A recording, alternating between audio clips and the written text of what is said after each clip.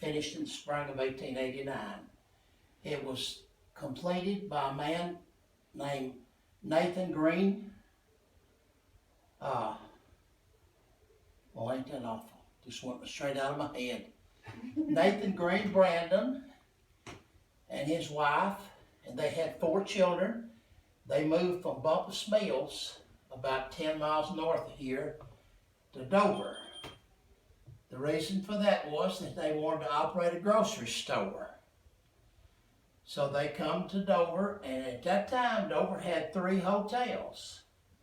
And they got them a place there in the hotel, bought the store. They're set up, they're running a business now.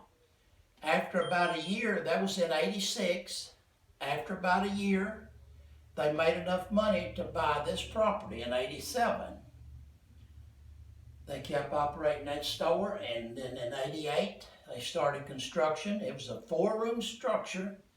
The one you're in, one directly above it, one over yonder, and directly above it, and a detached kitchen out back. That was because of fire. To get to the rooms upstairs to sleep, you had an outside entrance out back and up. So in the morning you got up, come down the stairs, the wife did, and went out to the kitchen and started a fire and cooked breakfast. And men folks, they done whatever they was doing and come and eat, and then the day started.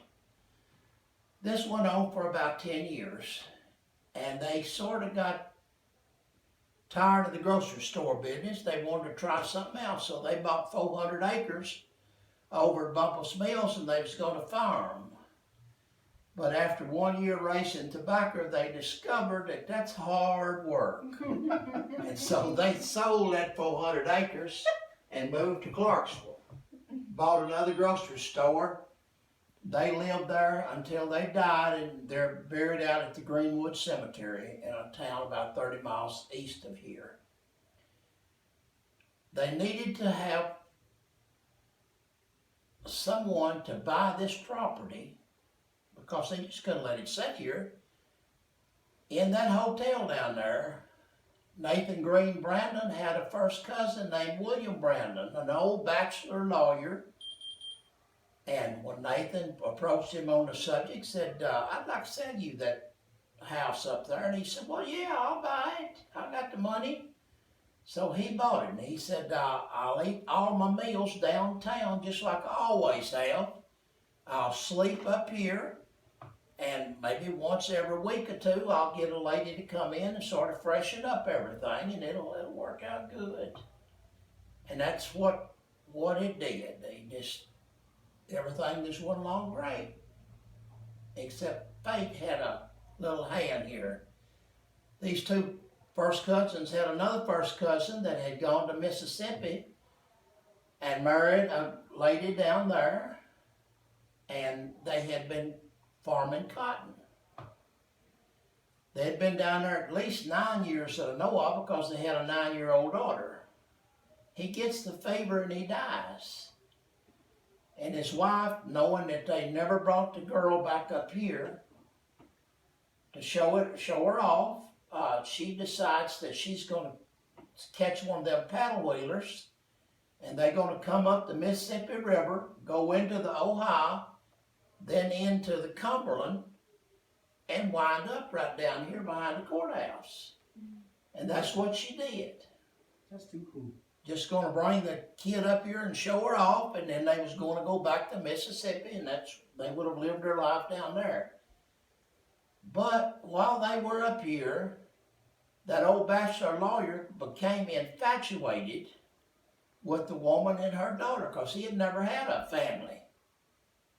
And so he was talking to her, smooth-talking devil that he was. He told her, he said, now, in your situation, you're going to need a husband, and you're going to need a husband with money, and you're going to need a husband with a business, and you're going to need a husband with a nice house. And I got all of that. he talked her into marrying him and staying up here. And they lived here until 1909.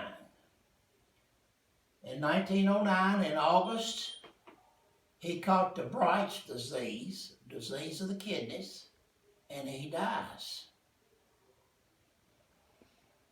3 months later, the mama gets Bright's disease, and she dies. Now, they had been up here nine more years. The little girl's 18 years old now when they died. And so the situation we've got right now is an 18-year-old girl that was pretty, that had a house, a business, money in the bank, and it didn't take long for some boy that's family just lived about 200 yards right down the street there, name of Walters, to latch on to her, and he courted her real hard and married her. And she told him, she said, honey, I've got the money and I want more rooms on this house. Said, I'm going to give you all kinds of children. Said, we're going to need a big house. So what they did is they built two wraparound porches, one on this level, one on the other level, all the way around. They built this room right here. They built a kitchen right back in there. You come through that kitchen they built. And then the old kitchen, because they done away with that outside kitchen, and they built an inside stairwell to go up to the bedrooms at night. So everybody's really happy now, and they doing good, and they run that business, and just everything just wonderful. But fate has played another card. She never had a child, couldn't have a child. So they live in here 10, 15 years, and one day she was in the mood. She told her husband, said, I want a new house. I'm tired of this house. And he said, well, honey, if you got the money, I'll take care of it for you. She said, well, get it done.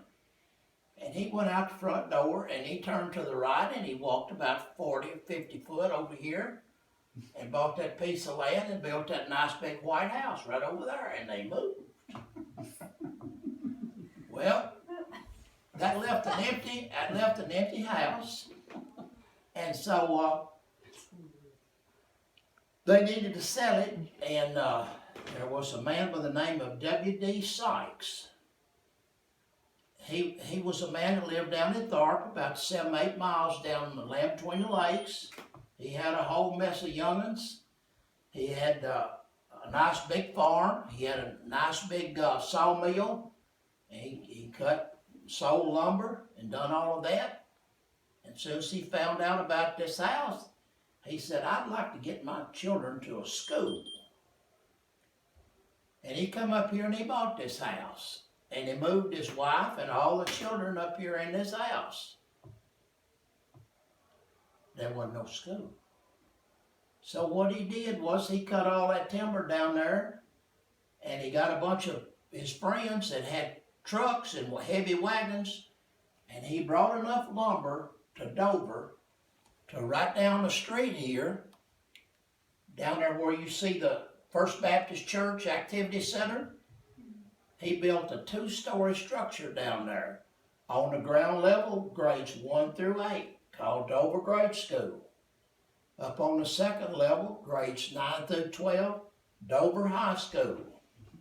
The girl I later married went to all 8 grades right down there. Wow. Yeah. She lived on that side of the river, but she went to school over here. And they lived here for a good long time until Mr. W.D. Sykes' wife started having some real health problems. So they moved over to Waverly so that she could be close to her doctors. And so the family just one or two would be here for a while, and then somebody else in the family. One of the girls, I left that part out. I'm going back and catch it up because it's important. One of the girls wanted to get married here, but she didn't think the floor was good enough. This is the second floor. She told her daddy, she said, "Daddy, this floor is just not good enough for me to get married on. I want a new floor." And I did have the luck to talk to the man that done the work, Mr. Haskell Bumpus. He was up in his 90s when he told me how he done it. He said that he come in here in this room and he started and he took a bunch of boards out to where he could stand on the ground down there. And then he brought some boards in and put behind him. He would take out a few boards and put some behind him because the family's living here. So he just started putting it and just worked his way right on through. And so the windows, there, you can pull the curtain back and you can see how wavy everything is out there. The fireplaces, they're all original. So cool. And so finally we got the house because one of the latter daughters that he had, when she was in her 90s, she called down and talked to my wife one night, and she said, "Nelda," she said, "I have done got old. I got 2 boys. One of them is married a woman from New Orleans. They'll never be here. And the other one is a special needs, and he'll never come down there and use it. I want to give it to the Historical Society." So she gave us this house. Now that sounds really nice, but first thing we had to do is spend $10,000 on it to put a new roof on. And then we had to put central heat and air. And then we got 31W insulation to come in and drill little holes and put that insulation in the walls. And redone the floor, because it wasn't nice shiny like this any then. But that's how we got it. It looks good. And A lot of love has gone in. usually of course I've been retired 22 years, and when the boats come in, I usually come over here and give tours, everything. And usually I try to put 2 or 3 women on that seat you're sitting on there, because that's just not a day bed normal. It's a lot fancier.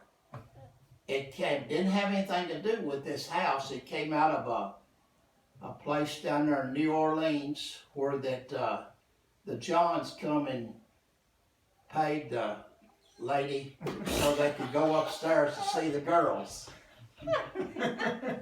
Too cool. John. Dan just auditioning for the part. This little telephone system right here come from Cummins City, and Dang, the telephone. 2 men and 2 women would go into business with that. The women folks the men would plant the poles and run the lines and everything, and the women would be there. They'd take turns being in there, and you ring up the thing, and it makes a little noise on her board, and she says, "Hello, Central," and they say, "Let me talk to Aunt Maggie," and she'd say, "Well, honey, I'll ring her for you, but it ain't no reason to, because she's gone to Clarksville today." They knew everything about everybody, so they listened to all the conversation. But that's some insulators up here on top. That high strength steel wire that maybe run 15 or 20 miles. It was called open wire because it didn't have any insulation around it. They run it on the same pole with the light lines, and it picked up a lot of electricity. I've been up in them wires because I worked 34 years with a telephone company. My ear would touch it, and my teeth felt like it was lead coming out of them. It was quite a job. Dang, man. Any of y'all play the pump organ? Have you ever seen one? Yeah. Was this considered a room back This then? is the music room. Yeah. This is what we call the music room. I'm just gonna hit a couple of links here, and then we'll move on.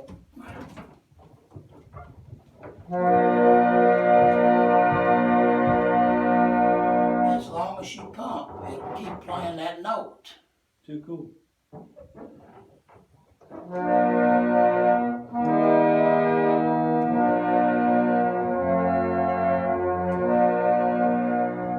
Normally, in the summertime, in the fall, when them boats come in, there'll be, somebody's got some talent, you know, they'll say, can you Yeah. play? Yeah, I can play. And they love it. Wow. That's cool. And we'll just ease on around. Now this is what the house looked like before the porches was put. There's the family right there. And you can see they've been here long enough that the ivy is grown up. And here's where that they built the wraparound porches and added some rooms and a little windmill back there to pull the water up out of the ground.